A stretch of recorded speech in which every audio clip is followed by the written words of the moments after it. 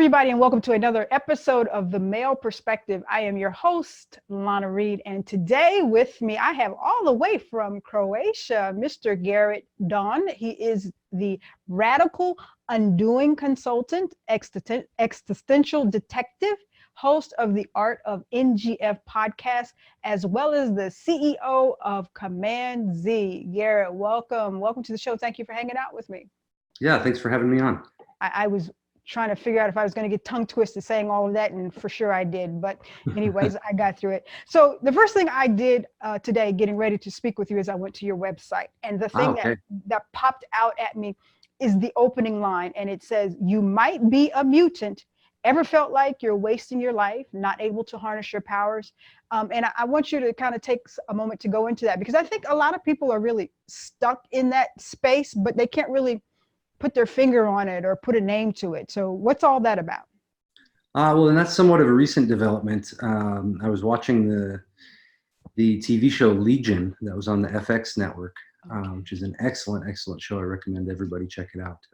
There's not much TV like that, but watching that quite a few times, actually, watching through it, and I realized that I related to the main character. I was never hospitalized or anything or had any psychiatric issues, but related to the idea of there being so many different voices in your head and not knowing what you could actually trust. Mm-hmm. And then also trying out all these different approaches to self-development or personal development or personal growth or evolution or any of these things. And they seem like none of them really work like they promise, or if they do, they end up making you feel worse about yourself. So I realized there's kind of a different class of person that gets into the work that I offer, which is the core of it is radical undoing. Okay. But it's and the premise is you can overcome these things like anxiety and depression and overwhelm and everything permanently in your life. They don't have to be afflicting you ever again, and that you never have to suffer in your mind, even in painful or intense situations. So I identify that type of person as a mutant because they're so different than the average human who seems to be, at least in my experience, seems to be satisfied with the life of complaining and kind of lowest common denominator functioning, and then also accepting all these terms and all these diagnoses and labels as true from other people, and then living under that type of hypnosis. So this is for people who are never satisfied with that, who are still high functioning, and maybe most of them are business owners or freelancers because they don't fit in typically to doing a job, for example, which is also, a difficult thing for at least a lot of my clients to do. Okay. So that's where that comes from, and the idea that you're a mutant then opens the door to developing new ways of perceiving life and perceiving yourself, and then harnessing these things that other people suffer from. So the anxiety or intensity or frustration, and actually turning those into gold in your own life. So you mentioned anxiety a couple of times. So is anxiety something or a trait or a symptom that only a mutant will experience, or is that something that... Well, I don't even like the term very much.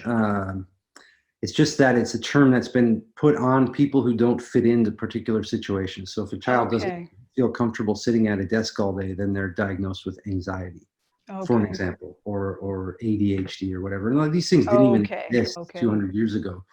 The experience of being alive and then feeling intensity in your body, that existed 200 years ago, of course. But these terms that we use to categorize situations and experiences didn't exist, and so you had to deal with them in a different way. Now typically people get medicated, which then sort of numbs people out to life. So I don't really agree with that route at all. Okay. So this radical undoing process, what are the initial phases of that, or how does that work out? Well, in the current mode that it's operating in, there's sort of 4 pillars to the first step that people take into the training is called the Radical Undoing Intensives. It's a 4-week program, usually done with a group, but you can also do it on your own. And the 4 weeks are made up of the 4 pillars. And the first week is called 100% Juice, which stands for 100% self-acceptance. Okay. And then there's a funny story behind that. But then the second week is called Come Home to the Bodies, coming back home to your body, feeling good in your own skin, no matter what's going on the outside. Okay. Because our own self-worth and our own self-acceptance can't depend on external circumstances being True. in any True. specific way. Neither can a sense of inner peace. It doesn't matter what's going on the outside. So, and then the third week is end your fake suffering, or end the fake suffering of the mind. And I call all suffering fake. There could be pain, there could be intensity, but suffering is this option that people have been taught to choose and taught to believe is necessary. Okay. And then finally, the fourth week is the premise that there's nothing to live up to, that you actually don't ever have to live up to anyone else's standards or ideas or ideals at all, or the ideals that you've had about yourself or for yourself. So then moving forward, it's like a clean slate and you can decide what you want to accomplish, but you're never measuring yourself against a set of standards. You're just doing your mission. Okay. Now, there's a couple, I'm listening to you talk, and it's something that I've experienced that I really haven't been able to put my finger on, but it seems like in society, we do have these two messages being sent to us that life is about suffering. You're going to have some suffering. You're going to have to go through something. But on the other end, they're telling us that we have to find some sort of personal happiness and self-fulfillment or whatever.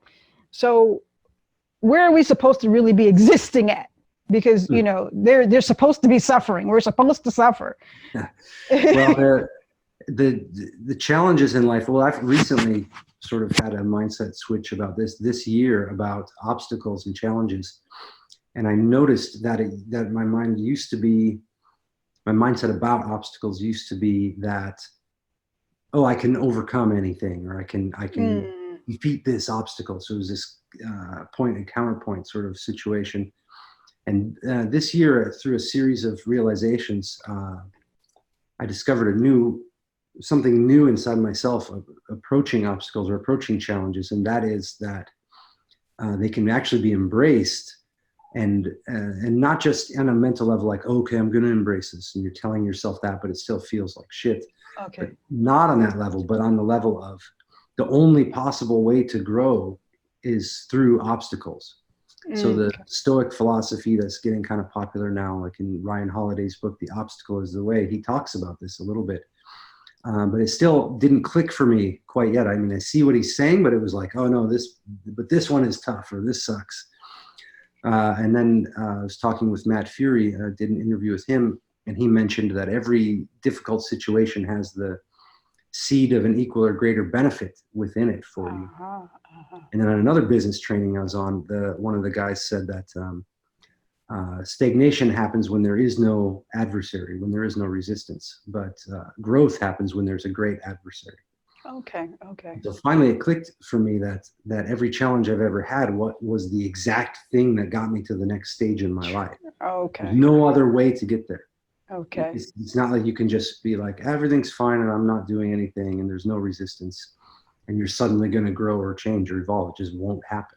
Yeah, that's when we're in our comfort zone. We're like, life is good. Why should I make any movements or adjustments? We're in a comfortable place. Yeah, exactly. Along. Okay. So the level up is feeling like, oh, I have a huge obstacle in front of me and this is amazing. It means I'm growing and actually enjoying that part of the process. Okay. So creating obstacles and putting them out in front of yourself. And that's what some of the greatest humans who've ever lived really did. Like if you look at any skyscraper, some one person at some point had to be like, I'm going to do this. And it's a crazy, impossible feat to just do one of those. Yeah. It takes thousands of people, you know, and all this money and all this effort and planning and everything. So I've gotten to the place where I'm throwing the obstacles out in front of myself. To force yourself to grow. Yeah.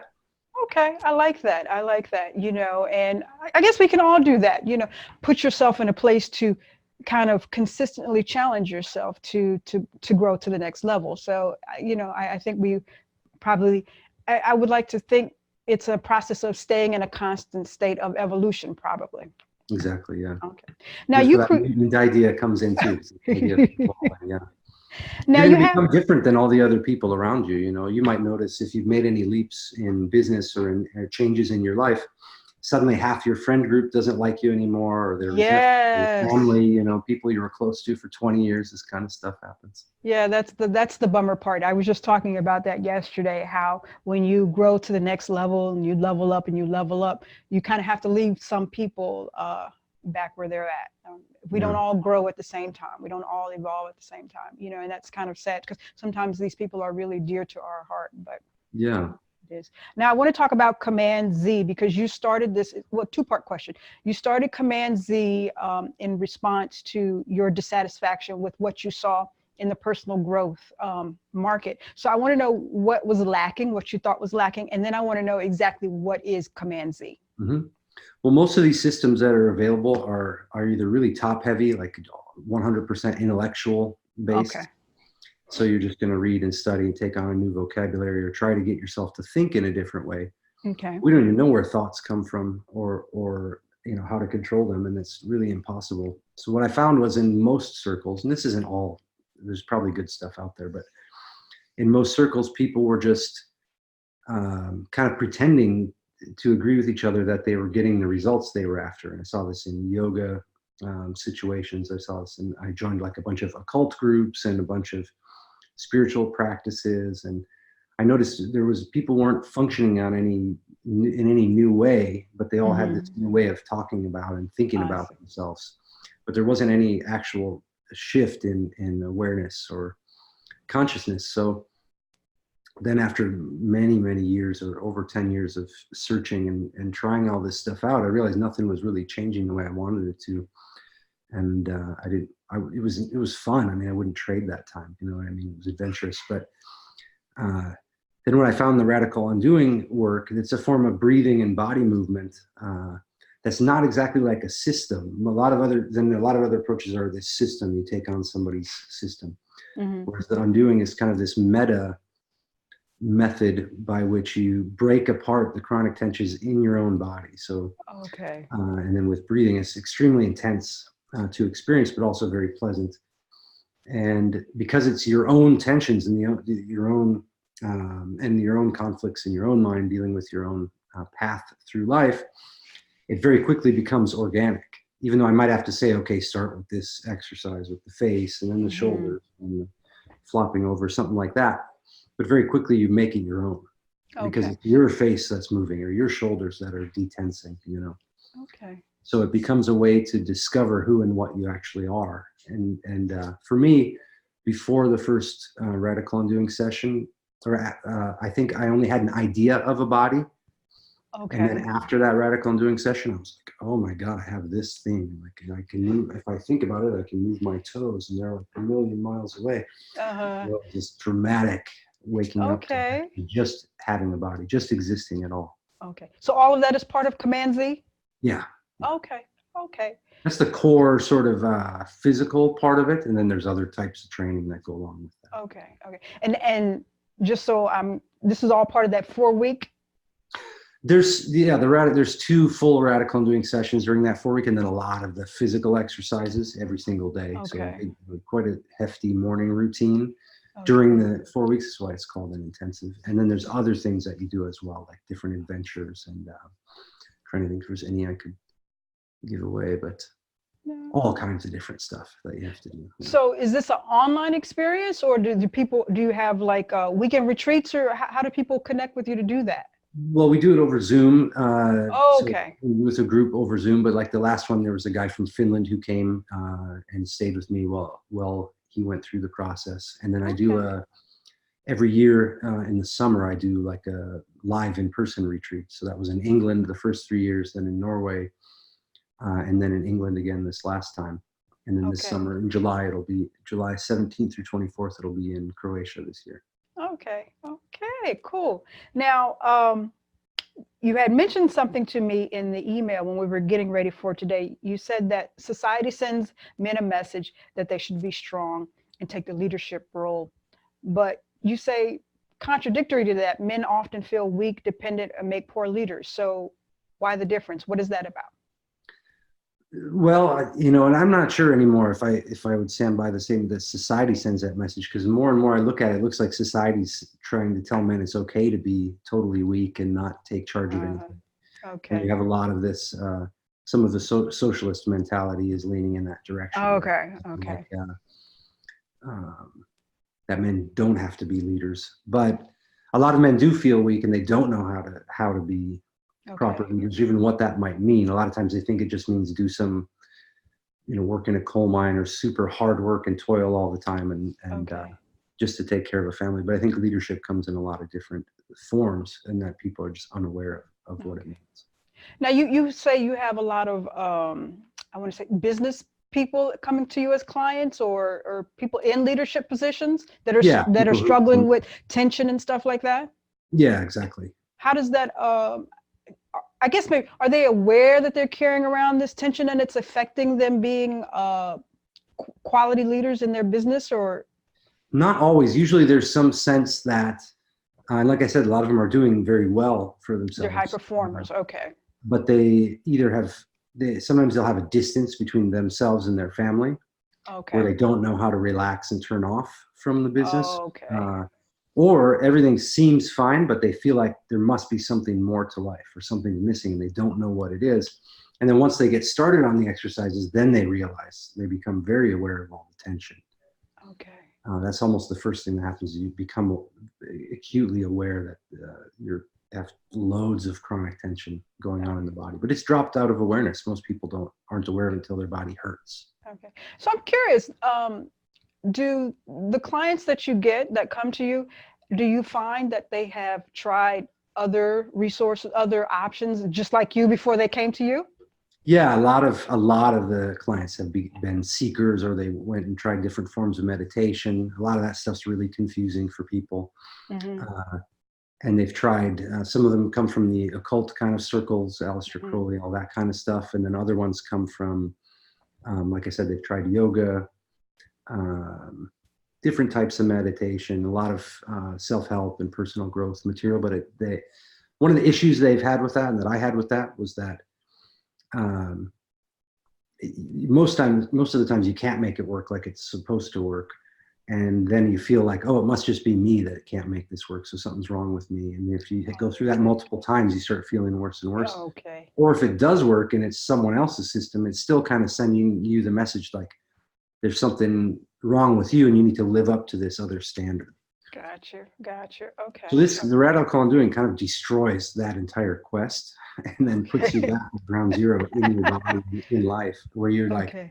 and you are the pioneer on the frontier of your existence at all times. You're the only one who's ever been there in that Okay. particular body, in those particular situations. So it's always a fresh, new, surprising experience just to exist. Okay. But people have been lost touch with that almost completely. So is it frustrating that now that you've done this work and you've gotten to this place in life when you're kind of coexisting with the rest of us and we're kind of walking around blind? Is that a little frustrating? It could be, but I don't. Not usually. There's times where I realize, there's certain terms that get invented. I think that term incel gets thrown around all the time now, and wasn't even aware of it at first, and I don't think it's like a legitimate thing. But what I notice is so fascinating about it is that once it appears, it starts getting used. Most people don't stop to think like, this is just made up. This is a form of hypnosis. Like a lot of people end up taking it on, calling themselves one, and then living up to the attributes that are Yeah. that term supposedly describes. But when in reality, each of those people is a unique individual. Yeah, we're so vulnerable to labels these days. We're so vulnerable to it. We want to accept it. So how do, I guess in the work that you've been doing, what have you found that is really preventing people from being the best versions of themselves? Because I think we all just have this inner sense of, I want more, I should be getting more, but I'm just not walking in that walk. Is there something that's just generally preventing us from being our best selves? That's mainly just trusting thoughts and not being in touch with the body and with yourself, and not Okay. asking for what you want from other people and from life. Okay. Asking Most for people have what you want. never asked directly for what they want. They just manipulate or try and hint at it, or they're afraid to just expose themselves and say, yeah, I want this thing. Or But then afraid I to, guess that also falls to, you have to know what you want, right? Yeah, exactly. And usually people think that, and that's another issue where clients come to me, is they have achieved all these levels of success that they were told would make them happy, and then not satisfying. So there must be something other than that where the satisfaction comes from. And it's true, there it is. It's just from being alive at all. That's where the satisfaction comes from. But Okay. in order to feel and experience that, then you have to stop trusting the thoughts and find out what else is going on, and experience the sense of internal guidance that comes from like deep down in the body, and then live according to that instead of trying to think your way to freedom or to happiness. Yeah, it must be a very I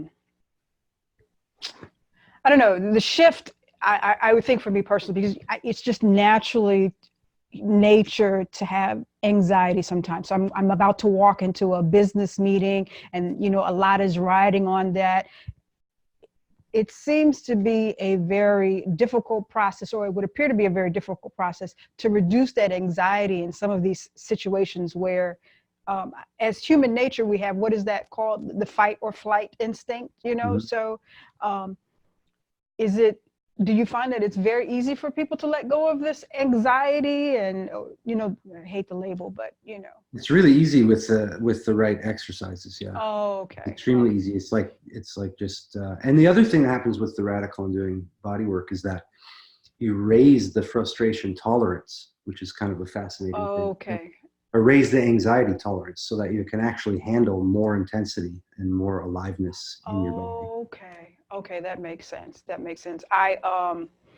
I'm a military brat, so part of, as a young child, we spent a lot of time, quite a few years in Japan. And one of the things I noticed about culturally with them is they had some methods, some training methods in some of their art forms where they were learning to accept a lot more pain than what most of us were able to deal with. So just accepting Right. a lot, increasing their tolerance was something Mm-hmm. they did. So you have a podcast. So what is your podcast is on The Undoing? How often does that come out? And it's called Art of NGF, and I don't have any particular schedule for it. It's kind of like a labor of love in a way. I know a lot of clients have come through that and have, and then I send new clients to go listen to particular episodes, and I use some of it in the training. But partly I use that because I want to interview specific people or get in touch with them. So it was really a nice way to do that. Art of NGF. NGF is Art of Not Giving a Fuck. Yeah.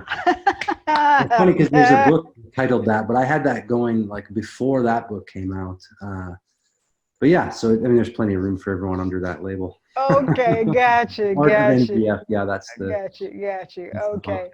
So we are going to do the random question of the day. And then if I could trouble you, I'd like for you to let everybody know how they get in touch with you for coaching, now that I know that they can do it online, because, sometimes people wonder how they can get in touch with you and stuff. So the coaching and the podcast and anything else that you've got going on, because it's really some interesting work that you do. I think, we just walk around as human beings, talking this talk about we want to live our best lives and be the best versions of ourselves.